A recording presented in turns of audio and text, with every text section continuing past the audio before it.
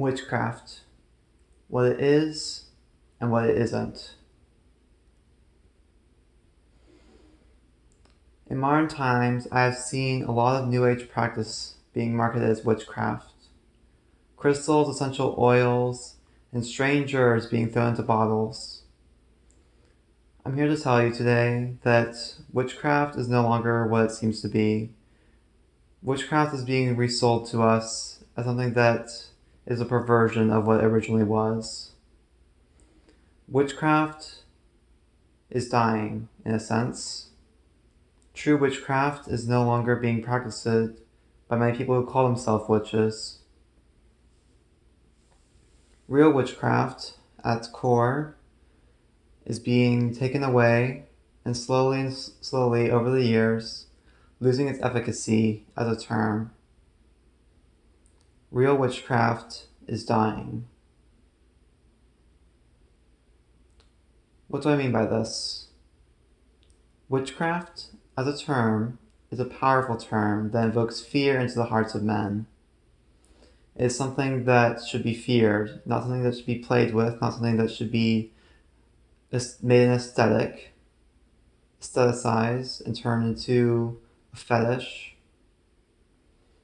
Witchcraft is something that should be taken seriously, and it should be something that is feared. Witchcraft is not something that should be toddled with. It's not something that we should just be playing around with and dabbling with. It is a serious practice, a meaningful practice, a deep and enriching practice. At its heart, witchcraft is transgression. Transgression against an oppressive society that wishes to restrain us, and transgression against the very earth we live on. To leave the physical boundary is the ultimate transgression. To fly the Sabbath and meet with the devil, that is the heart of witchcraft. To have insane rituals in the forests, to dance wildly with the Dark One, the Man in Black, that is witchcraft. Not putting some crystals in a bottle and shaking them up, hoping that you'll find a lover. That's not witchcraft. I won't deny that there is magic found in crystals. I won't deny that New Age practices are magic. They do have magic in them, but they are not witchcraft by any means of the word. No, witchcraft is something much deeper than that. Something deeper that runs very deep into the core of who we are. It sends chills down our spines, and it should be feared, yet loved and adored at the same time for what it is. Witchcraft should invoke images of naked women dancing on the hilltops around the burning fire, not women in crystal shops buying essential oils to cure their cancer. Because witchcraft at its core is not about stores. Witchcraft at its core is not about materialism. In fact, it's about escaping that material world and no longer being bound by it. Witchcraft is beautiful, yet terrifying at the same time. It is a force to be reckoned with, not one to be trifled with. Witchcraft isn't something you play with. It's a force you work with, one that unbinds you from the natural world into the regular everyday order that has been set up by society. Witchcraft seeks to destroy all boundaries, to keep us locked down. Yea, even the boundary of the physical body. To fly the Sabbath to see and meet with the devil. That is witchcraft. Naked rites and bloodletting and horrible, savage things that we would not dare practice in the light of modern society. That is witchcraft. It's not something that we should be playing with. It's not something we should be making light of. It's something to be feared and something to embrace. It's not for everyone to embrace, however. No, not everyone can be a witch.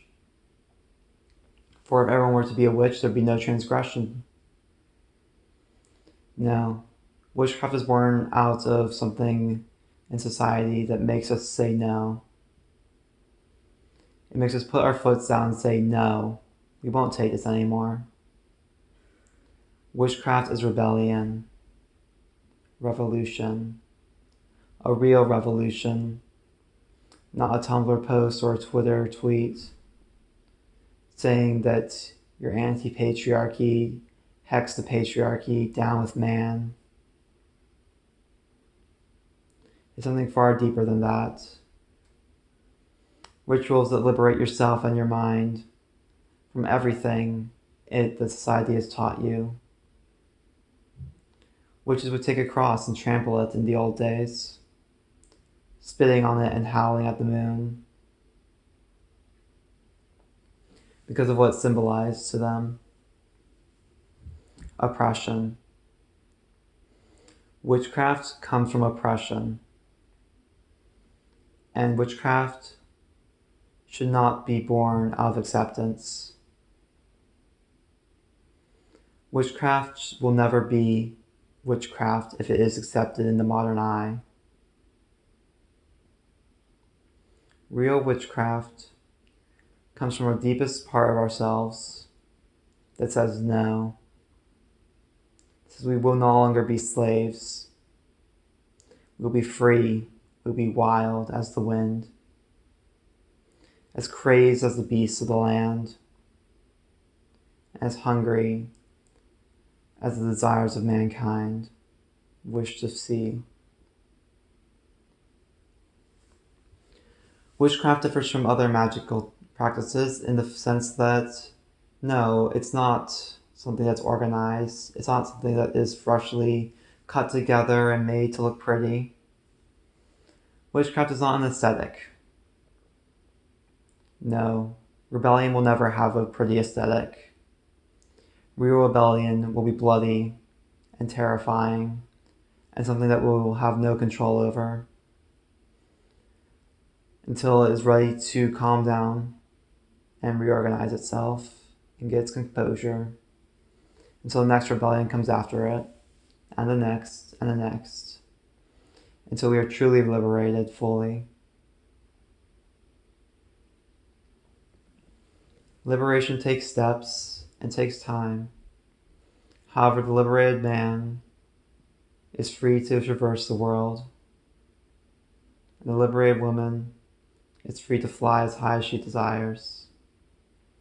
The liberated person will explore their very deepest, darkest secrets that they wish to explore and discover truths about themselves that they never wished to know. It's scary. It's not pretty. It's not something that you can buy in a store. Real magic comes from the heart, and real witchcraft comes from the soul of rebellion. I'm here today to tell you that witchcraft is not something that's cute, not fluffy, not light. I should stop pretending like it is. Witchcraft should be taken seriously and not as something that you can put on as an aesthetic or dress up as a costume every October and say, I'm a witch, and have some crystals out on your altar. No. Real witchcraft takes devotion to yourself to a whole new level, to the highest extent something that is beyond mere materialism and buying all your herbs and crystals from a store. A real witch will be able to go outside and take whatever they want and claim it as their own and reshape the reality with just a few stones and a few leaves. Because they know the herbs of their land. They know the stones, they know the rivers, they know the trees. They are their companions along their path of transgression. For the earth herself is waking. The earth herself is ready to take back what man has taken. And the witch knows this. And she is ready to aid and guard and defend the earth. And even this earth she will transgress. The ultimate transgression, flying to Sabbath. I mention it over and over again because it's often forgotten that witches would fly to Sabbath and meet with the devil. The devil's not a nice, cute figure that you can slap onto a box and say, "This is the devil. Here, give it to your kids." No. The devil is scary. He's not something that you should trifle with. Not something you can label. Not something you can define. He runs outside the lines of normal comprehension. He's something primal, far deeper than that which we understand. Something that modern society has covered up and tried to hide. Yet we witches know the truth of who he is. And we meet with him in our dark Sabbaths. And we discuss with him all that we wish to know in our hearts. And we eat of his fruits of knowledge. The devil was born out of Christianity, this is true. However, even that we can transgress. We understand the devil to be something more than just a Christian boogeyman. Yes, the devil is something far greater than that, a primal urge, a great archetype deep within ourselves that we manifest into reality. The great initiator, the man in black, he who will reign over all the earth. For we as witches know that the devil is not something we worship, it's something that we are. We are that terrifying thing in the dark of the night, at the end of your bed. We are your nightmares. And we change and we grow. Constantly changing, never the same. To tell a witch to be stagnant, to tell the flowing river to be still. We will not be silent, we will not be still, till every stone is left unturned, and a revolution is made upon the earth. This is not to scare people, this is not to invalidate people, this is just the truth of what witchcraft is. And to know before you get into it, that this is what you're signing up for. If you are really devoted to witchcraft, this is what it means to be a witch. To recognize yourself as divinity, as truly divine, and to connect with God, not in the Christian God sense, not with Adonai, but with the deepest part of yourself that you truly wish to understand. The God that creates all and is all, that we are merely a microcosm of, that we play around as on the earth.